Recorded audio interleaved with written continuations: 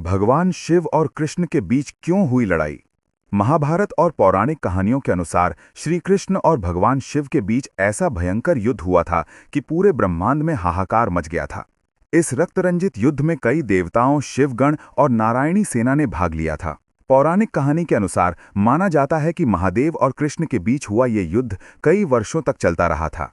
महादेव को अपने भक्त बाणासुर की रक्षा करने के लिए युद्ध करना पड़ा था। आइए जानते हैं भगवान शिव और कृष्ण के बीच हुए युद्ध की कहानी। बाणासुर महादेव का भक्त था।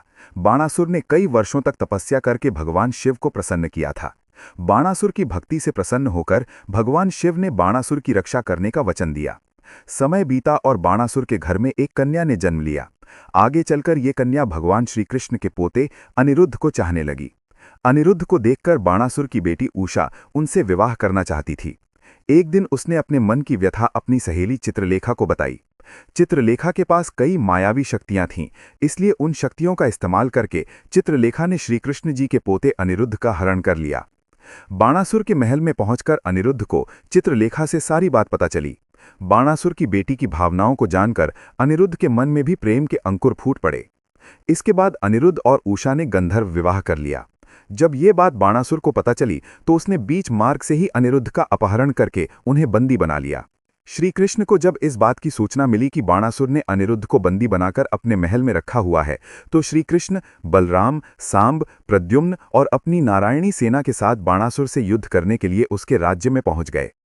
बाणासुर को जब श्रीकृष्ण और उनकी सेना के आने की सूचना मिली तो बाणासुर को पता चल गया कि वो अकेले श्रीकृष्ण और उनकी नारायणी सेना का सामना नहीं कर सकता।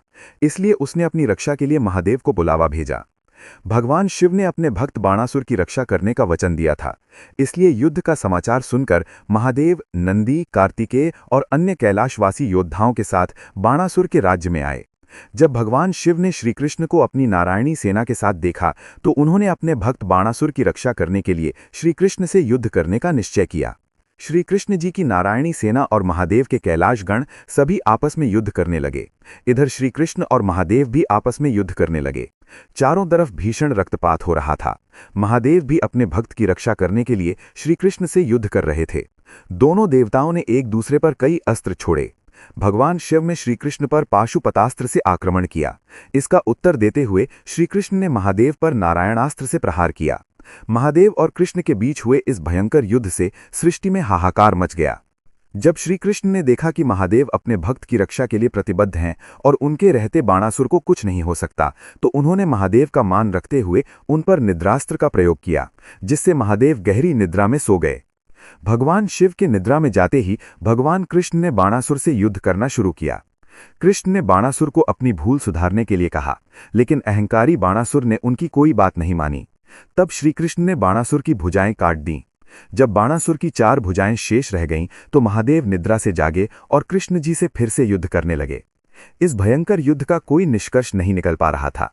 इस भयंकर दृश्य को देखकर सभी देवता ब्रह्मा जी के पास पहुंचे। ब्रह्मा जी ने माता दुर्गा का आह्वान करके उन्हें भगवान शिव और कृष्ण के युद्ध पर विराम लगाने की प्रार्थना की। देवी दुर्गा जब रणभूमि पर पहुंची तो भगवान शिव और कृष्ण सहित सभी योद्धाओं ने देवी दुर्गा को नमन किया। तब देवी दुर्गा ने भगवान शिव और कृष्ण से युद्ध की समाप्ति का निवेदन किया।